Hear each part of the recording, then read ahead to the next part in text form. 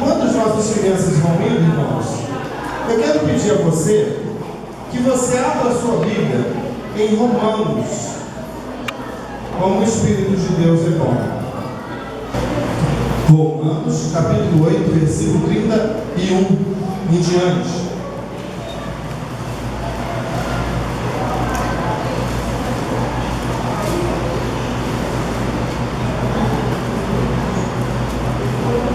Os amados acharam?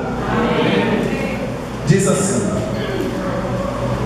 que diremos, pois, à vista destas coisas? Se Deus é por nós, quem será contra nós? Aquele que não poupou o seu próprio filho, antes por todos nós o entregou, porventura não nos dará graciosamente com ele todas as coisas? Quem tentará acusação contra os eleitos de Deus? É Deus quem os justifica. Quem os condenará? É Cristo Jesus quem morreu, ou antes quem ressuscitou, o qual está à direita de Deus e também intercede por vós. Quem nos separará do amor de Cristo? Será tribulação, ou angústia, ou perseguição, ou fome, ou nudez, ou perigo, ou espada? Como está escrito: por amor de ti somos entregues à morte o dia todo. Fomos considerados como ovelhas para o matadouro. Em todas estas coisas, porém, somos mais que vencedores por meio daquele que nos amou. Porque estou bem certo de que nem a morte, nem a vida, nem os anjos, nem os principados, nem as coisas do presente, nem do porvir, nem os poderes, nem a altura, nem a profundidade, nem qualquer outra criatura poderá separar-nos do amor de Deus que está em Cristo Jesus, nosso Senhor. Aleluia. Senhor, te adoramos por este culto, por este momento de adoração, de louvor, de reconhecimento da tua grandeza, da tua glória.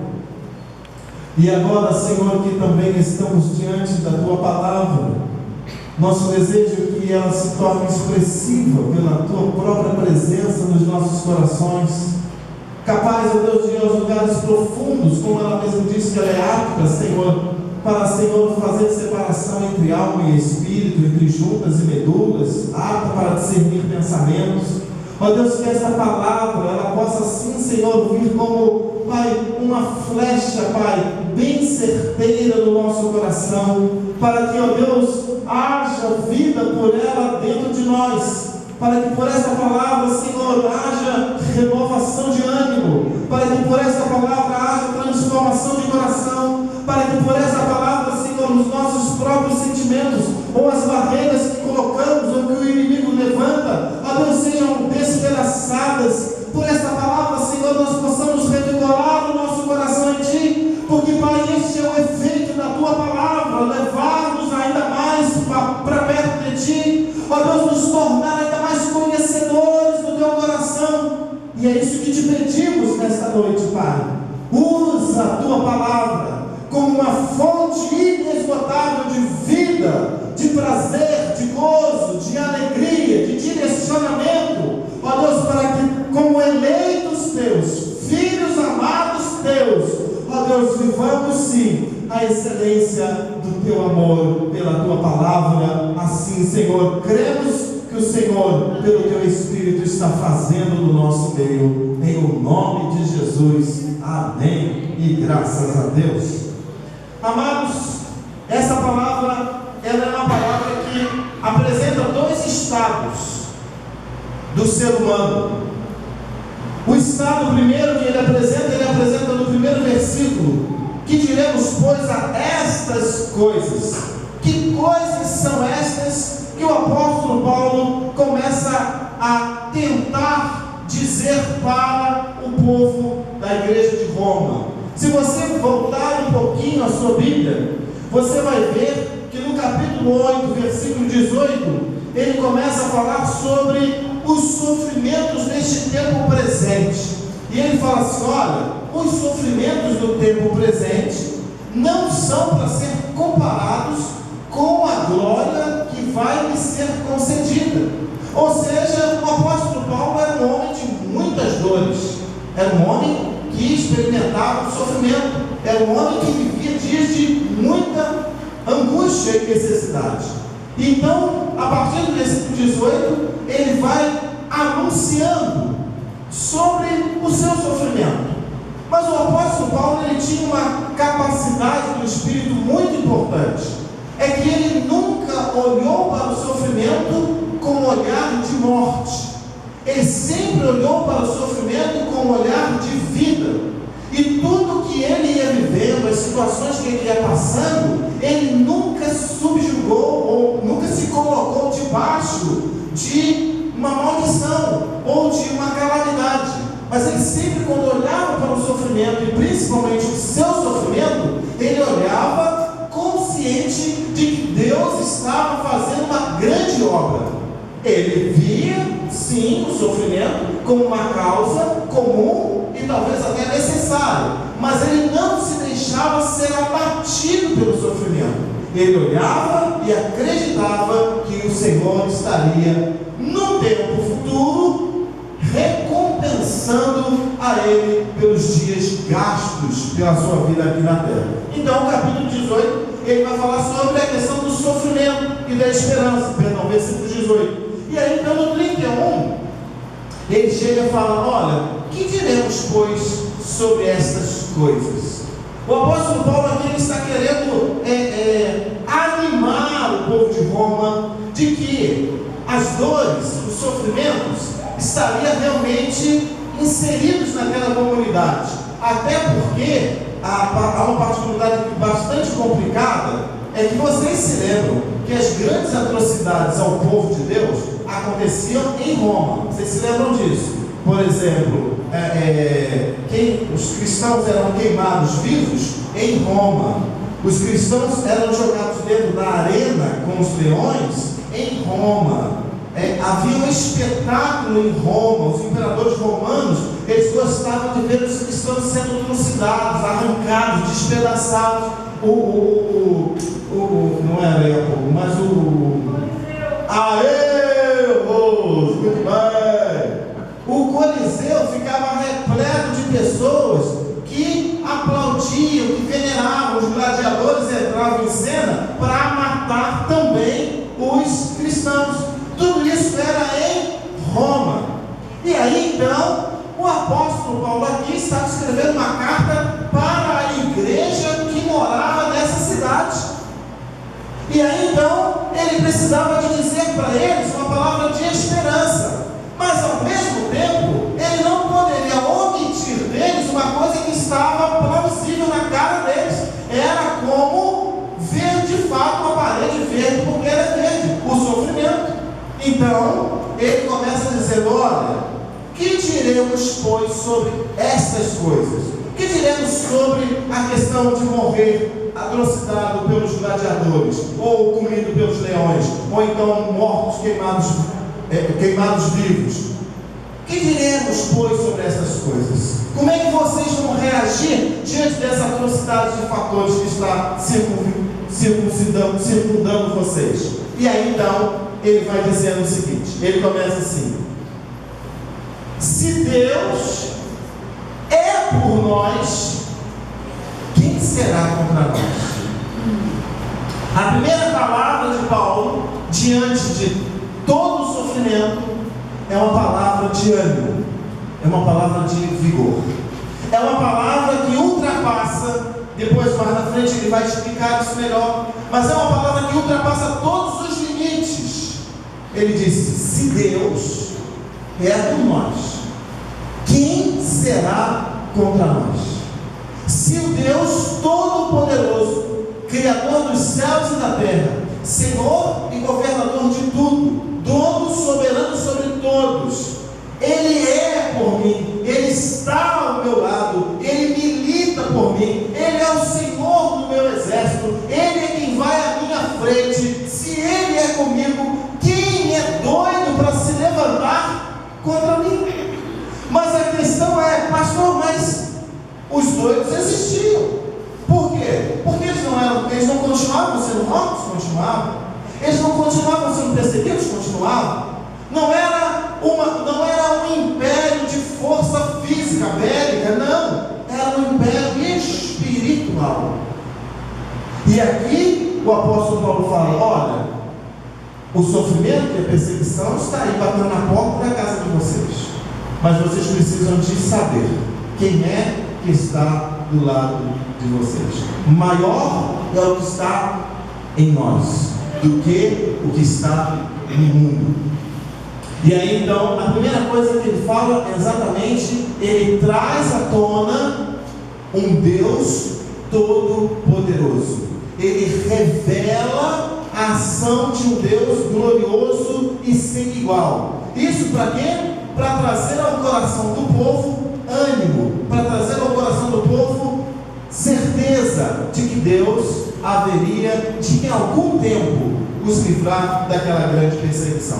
E aí ele continua, ele prova isso da seguinte maneira, ele remete para Jesus. Olha, aquele que não poupou o seu próprio filho por causa de nós, por amor a nós, como também não nos dará com ele todas as coisas? E é engraçado, irmãos, a gente parar para analisar, que se a gente olhar para o ministério, os 3 anos do ministério de Jesus, nós vamos nos lembrar que foram 3 anos de milagres, foram 3 anos de sucesso, mas o final do ministério de Jesus, talvez a partir do último ano, do segundo para o terceiro ano, foi o ministério que os 70 o abandonaram, em que os 12 ficaram meio que naquela, João 6, ali a gente encontra uma certa preocupação dos 12 com o ministério de Jesus, quando Jesus começa a falar sobre o seu sofrimento. Jesus ainda não estava sofrendo, mas ele começa a anunciar o sofrimento. E aí então, os 70 vão embora, ou melhor, a multidão vai embora, os 70 vão embora e ficam os 12 ali, ainda meio que titubeando, mas que Pedro então se levanta e fala, Senhor, para onde iremos nós? Só tu tens as palavras de vida eterna. Mas o ministério de Jesus é um ministério que apresenta um lado também de não só sucesso, mas também um lado que depois do segundo ano para frente, ele começa a apresentar toda essa questão do ministério, toda essa questão da dor, do sofrimento. Mas, ainda assim, Jesus, ele, após a morte, ele vence a morte, ressuscita, e vem então sobre todos e sobre tudo no governo. Vai no inferno, toma a chave da morte da mão do diabo, inaugura um novo reino, que é o reino da graça, ou seja, todo aquele que pecar, mas crer em Jesus e se arrepender dos seus pecados, serão salvos em Jesus. E ele então tem, na verdade, a propriedade do governo, ainda que era espiritual, mas aquilo lhes traria benefícios gloriosos. Tanto que os 11 aqui, vamos sem falar de Judas, mas Judas também, mas Judas a gente não pode contar como santos apóstolos, mas todos os 11 tiveram mortes bastante difíceis. Mas a verdade aqui era o que espiritualmente eles estariam reservando nas suas vidas. E amados, o texto todo ele vai falando sobre a questão espiritual diante do sofrimento. Que postura espiritual eu preciso de ter diante dos sofrimentos físicos? É uma batalha entre o mundo real e entre o mundo espiritual, entre o mundo físico e o mundo interior, entre o mundo que a gente escuta a voz, que é palpável, e o mundo intelectual, que a gente não consegue pegar. E aí então, Paulo ele vai desenrolando essa tese, esse propósito, para fazer com que eles entendessem uma coisa que era fundamental na questão do sofrimento: o grande amor de Deus. a maneira tão preciosa como Deus se levantou, deu seu Filho, permitiu com que ele padecesse, com que ele fosse crucificado, com que ele fosse morto, com que ele ressuscitasse e com que ele deixasse vir sobre todos os homens que crescem nele a mesma graça e o mesmo direito de vencer o sofrimento. É interessante, irmãos, que muita gente sofre. Eu estava esses dias conversando com uma psicóloga e ela me falou uma coisa muito interessante. Ela disse assim: existem pessoas que elas não conseguem enxergar as coisas com os óculos de Deus. Elas só conseguem enxergar as coisas com os óculos do diabo. O que é o óculos do diabo? O óculos do diabo é aquela visão que algumas pessoas têm de que só vai dar errado, não vai dar certo, não tem jeito, eu não tenho saída, não vou conseguir. E aí, ela falou, essas pessoas, elas ficam escravas, elas acreditam que do diabo, em parte sim, mas elas ficam escravas delas mesmas, porque a mentalidade delas está totalmente aprisionada na sua pouca maneira de enxergar. E aí ela falou, mas existem pessoas que usam os óculos de Deus, e essas passam pelos mesmos problemas que aquelas outras também passaram. Só que todos os problemas que as outras que estão com os óculos de Deus passam, elas não enxergam como um problema, elas enxergam como uma bênção, elas enxergam como um propósito de Deus para que elas possam crescer, elas enxergam para que Deus glorifique o nome dele, elas enxergam como um avanço de Deus, ou seja, uma alavanca de Deus, empurrando elas mais para perto de Deus. E eu falei, é verdade, e nós precisamos de vestir os óculos de Deus, para que a gente não se deixe ser vencido por aquilo que os nossos olhos estão vendo, por aquilo que a nossa carne está sentindo, pelas opressões que estão ao nosso redor. O diabo, lutando, rugindo como um leão, procurando a quem ele possa tragar, está aí ao nosso derredor, todos os dias, tentando solapar a nossa fé, roubar o nosso entusiasmo, arrancar a nossa alegria, roubar a nossa alegria de Deus, de viver em Deus. Mas como é que nós vamos viver? Nós vamos deixar de ser conduzidos pelo sofrimento, ou nós vamos ser deixados conduzidos pelo amor de Deus? Porque o amor de Deus, ele vai chegar à finalização de que quem vive no amor de Deus não vive no sofrimento. Porque, queridos, ainda uma outra coisa importante: o sofrimento, quando ela disse essa questão do óculos, eu também entendi uma outra questão aí, que o sofrimento, ele está voltado para quem quer tê-lo. Tem gente que sofre, mas que consegue digerir bem o sofrimento, consegue passar por cima. E tem gente que sofre tão pouquinho e fica agarrado naquilo ali. Vai depender muito do estado emocional de cada um e da maneira como cada um vai enfrentar. Mas o que a gente encontra aqui em Romanos é que Paulo, ele traz a cura para que todo o homem, toda a mulher que queira avançar por cima dos sofrimentos, que queira ter os sofrimentos como uma alavanca para lhe aproximar de Deus, encontre que exatamente é a revelação do amor de Deus. Diga para você assim: Deus me ama. Deus me ama. E isso é incontestável. São verdades que nós precisamos deixar pregadas no nosso coração, no nosso espelho, na nossa parede, na nossa casa, no nosso banheiro, na nossa escola, na porta do ônibus, em todos os lugares, todos os dias. Eu preciso de me lembrar disso. Deus me ama. Por quê? Porque o sofrimento, ele às vezes quer dizer para você que Deus não te ama.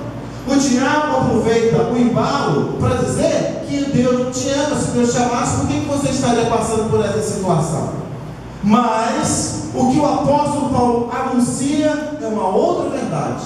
É a verdade do supremo amor de Deus por mim e por você. É Cristo quem morreu, ou seja, não existe condenação, porque Jesus já pagou o preço que deveria ser pago. Quem nos separará do amor de Cristo? A tribulação, a angústia, a perseguição, a fome, a nudez, o perigo, a espada? Ou seja, aqui estão os sofrimentos que o apóstolo Paulo estava vendo naqueles dias: tribulação, angústia, perseguição, fome, nudez, perigos, espada. Eram os sofrimentos da época e que precisavam de ser contornados de alguma maneira. E ele fala: essas questões da vida, os sofrimentos que estão ao redor de vocês, vão separar vocês do amor de Deus, do amor de Jesus? Vocês vão permitir com que essas questões os separem? Ainda que todos os dias nós somos como uma ovelha indo para o matadouro, ou seja, estamos sempre, todos os dias, com um sofrimento, com alguma coisa para resolver, com uma questão problemática a ter sua resolução. É natural do homem, faz parte da nossa vivência essa questão. Mas ele continua dizendo: em todas essas coisas. Eu acho esse texto tremendo. Em todas essas coisas, nós somos muito mais do que vencedores. Muito mais do que vencedores. Porque eu estou bem certo, e aí ele exagera. Na minha visão ele exagera, mas na visão de Deus ele foi certíssimo. Estou bem certo de que nem a morte,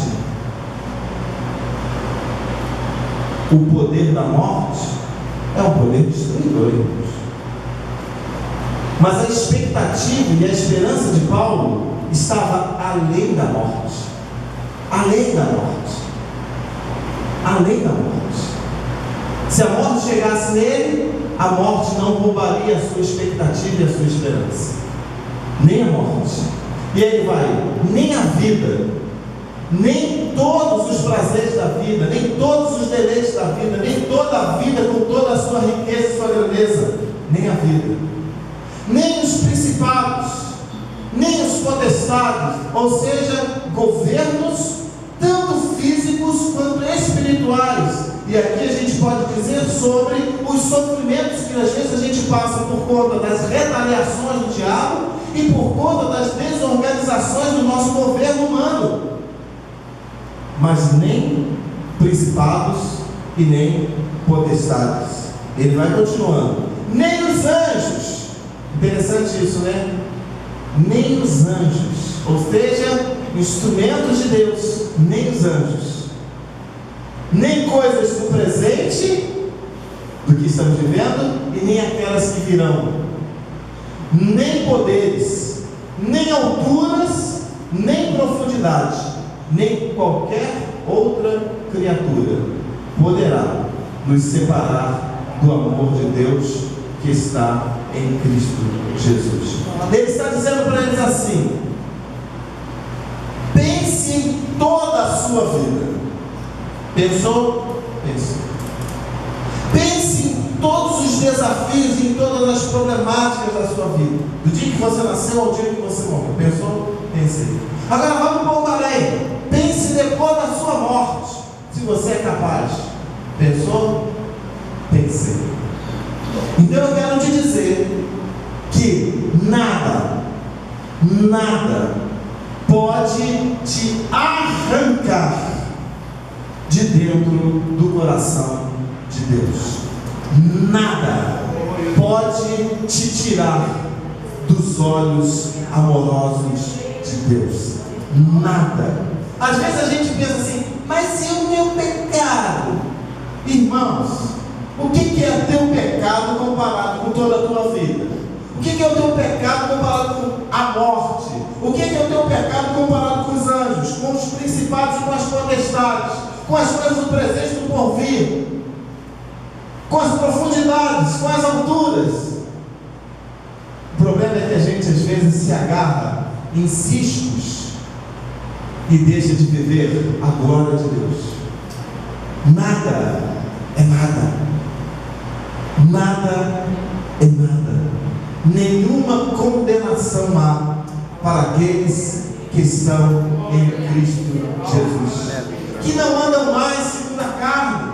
O que é andar segundo a carne? Andar segundo a carne é viver tendo prazer e desejando permanecer no prazer do pecado, da morte. Mas quem está em Cristo não consegue mais viver essa vida, porque ele já entendeu que o seu prazer, a sua lei, sua alegria, seu conforto, seu consolo é Jesus. E eu não consigo mais em lugar nenhum encontrar a essência da vida a não ser em Jesus. Então, o que são os sofrimentos? Nada perto do amor de Deus. E aí então é que a missão do apóstolo Paulo precisava de alcançar em cheio o coração daquele povo, que estavam prontinhos para o abate, prontinhos como uma ovelha muda indo para o matador, prontinhos. Talvez eu não posso dizer aqui quantos que ouviram essa palavra que tiveram uma morte terrível, mas que foram adorando, que foram cheios de gozo, que foram gratos a Deus, porque não abandonaram a Jesus. E queridos, o que pode, ou o que tem tentado separar você do grande amor de Deus? O que tem acontecido que tem tentado solapar a sua fé? O que tem tentado roubar o seu entusiasmo, a sua alegria, o seu vigor? Eu quero te dizer que tudo o que tem tentado é ainda muito pequeno perto de uma grande verdade. Você está tatuado no coração de Deus, seu nome está gravado na mão de Deus. Não tem como você fugir dessa realidade, não tem como você tentar desvirtuar. Por quê? Porque um dia Deus escreveu isso, e não existe borracha no mundo que consiga apagar. O senhor está querendo dizer que quem é salvo uma vez é salvo para sempre? Mais ou menos. Não estou querendo dizer isso porque eu não creio nisso, mas o que eu estou querendo dizer é que mesmo aqueles que se perdem são amados por Deus. Se perdem porque querem se perder, mas são amados por Deus, porque Deus amou o mundo de tal maneira que deu seu Filho para que todo aquele que nele crê não pereça, mas tenha vida eterna. E hoje Deus nos trouxe aqui para nos lembrar uma coisa: que Ele nos ama. E eu quero que você preste bastante atenção no que eu vou te falar agora. Ele nos ama. E isso é tudo. Tudo. Tudo. Porque eu e você, sem o amor de Deus, não somos nada. Nada, vírgula, nada, nada, nada, nada, nada, nada, nada, nada, nada e nada. E vivemos esse amor porque Ele nos amou primeiro, porque Ele nos comprou para si. Nós somos dele, Ele nos comprou. E aí então, eu preciso, ao invés de valorizar o sofrimento, valorizar o amor de Deus. Eu preciso, ao invés de ficar dando lugar para o sofrimento, dando crédito para o sofrimento, eu preciso de dar crédito para o amor de Deus. Eu preciso de dar crédito para a presença de Deus. Eu preciso de dar crédito para a glória de Deus, porque quem me mantém vivo é Deus, é o seu amor, é a sua glória, é a sua virtude. Os sofrimentos estão aí exatamente para cooperar, para que Deus cumpra sobre a minha vida os seus grandes propósitos. Mas tudo vai depender da maneira como você olha para um e para o outro. E Deus hoje quer que a gente saia daqui com os óculos dele, com a visão dele, para que ele possa sim cumprir a sua vontade e o seu amor sobre nós. O amor de Deus é tudo. Tudo é tudo.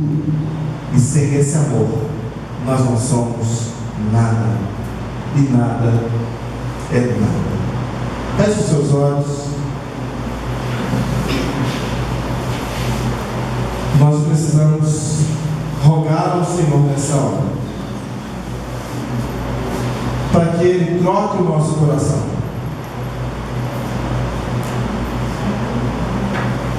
Ou para que Ele nos revista, nos vista com os óculos dEle, com a visão dEle. E nós precisamos totalmente de que Ele nos toque nessa hora.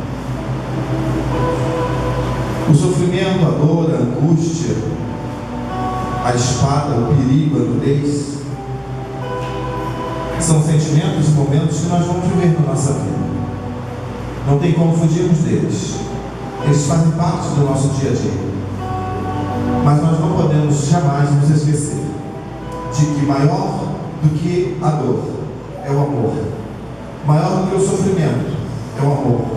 Maior do que o perigo é o amor. Maior do que a nudez é o amor. Maior do que a espada é a dor. Maior do que a tristeza é a dor, é o amor. Maior do que as alturas é o amor. Maior do que as profundidades é o amor. Maior do que a vida é o amor. Maior do que a morte é o amor. O amor e o amor. E eu e você precisamos de que o nosso coração seja repleto desse amor.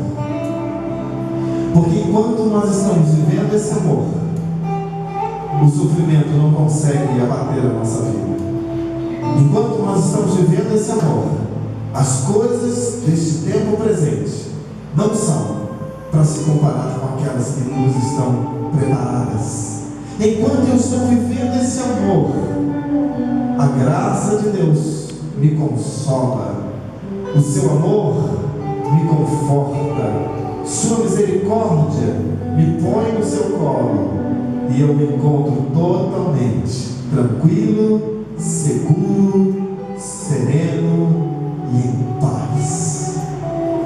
É verdade que talvez você esteja dizendo, mas como viver este amor?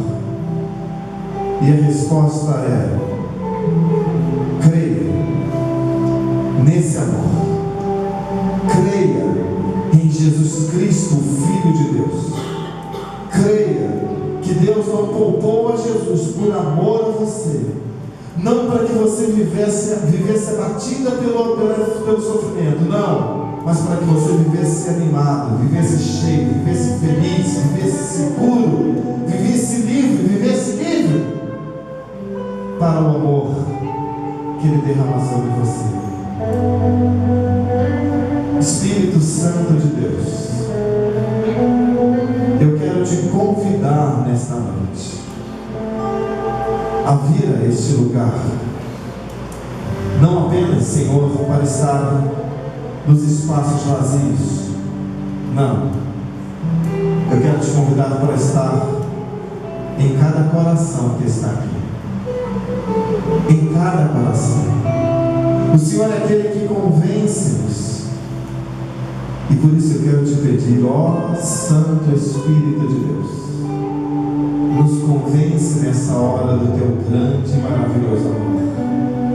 Nos convence nessa hora, ó Deus, de que nada, Senhor, pode acontecer sem a tua permissão.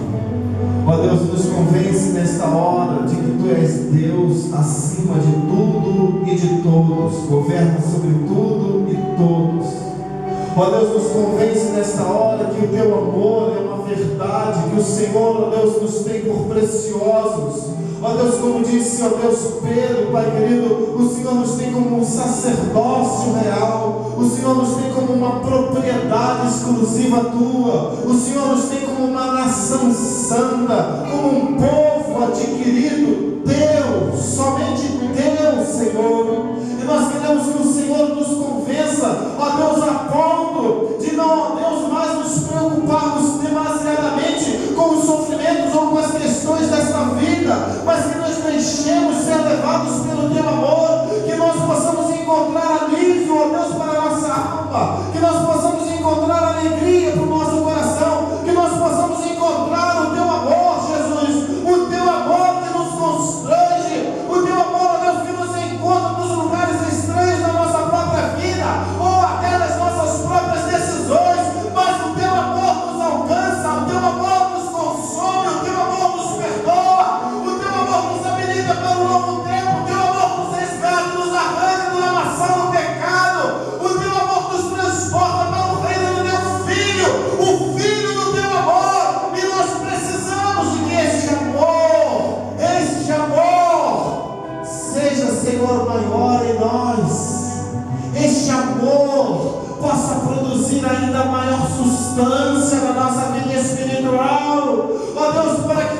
sejamos intimidados pelos sofrimentos desta vida, mas que estejamos, ó Deus, totalmente, ó Pai querido,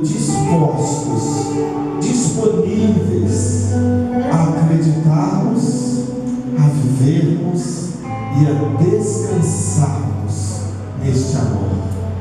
A tua palavra diz, Senhor, que o teu amor encobre uma multidão de pecados.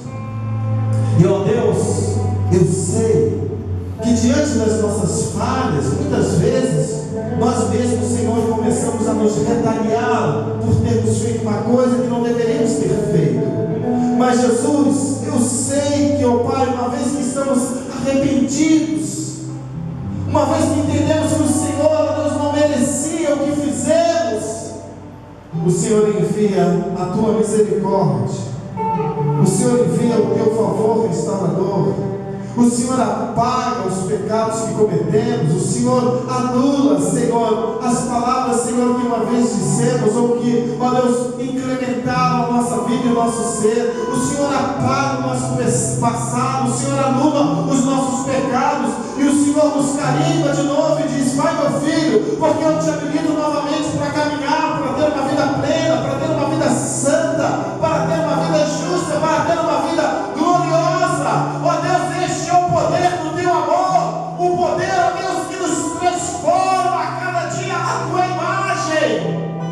Convença-nos, Pai, convença-nos, ó Deus, a vivermos no teu amor e a descansarmos neste amor maravilhoso. Espírito Santo de Deus, toca-nos, toca-nos, toca-nos, em o nome de Jesus e para a glória de Jesus. Amém e amém. Queridos, porventura existe alguém nessa noite que precisa de fazer um concerto com Deus. Eu digo concerto é de entregar a sua vida para Jesus. Você entendeu hoje o grande amor de Deus por você. Você entendeu que não dá para viver fora desse amor. E eu posso como que ouvir Jesus chamando você: venha viver esse amor. E é necessário também que você dê um passo. Você que ainda não entregou a sua vida para Jesus e que precisa de se posicionar e dizer: Senhor, eu quero esse amor, eu quero essa vida, eu quero esse cuidado, eu quero que o Senhor cuide de mim, eu quero que o Senhor cuide do meu coração, eu quero viver desse amor, eu quero experimentar esse amor, eu quero parar de viver no sofrimento, eu preciso dessa graça sobre a minha vida. Se você quer nessa noite dar esse passo de fé, esse passo de decisão, esse passo para Jesus, não é para mim, não é para a igreja, é para Jesus. Levante a sua mão aí, onde você estiver, para a gente estar orando por você, para que Deus esteja selando a sua vida com esse amor e ainda trazendo você para dentro do corpo dele. A Bíblia diz que Jesus é o cabeça e nós somos os seus membros. E alguém só pode estar ligado nos membros, ou na cabeça, se entregar a sua vida para Ele. E se você quer fazer isso nessa noite, nós vamos estar orando por você. É uma decisão muito sua, muito importante. É uma decisão que com certeza pode mudar a sua vida. Assim como mudou a vida de muitos que estão aqui dentro, ela também pode mudar a sua vida. Se você quer fazer isso, levante uma das suas mãos. Não tem ninguém?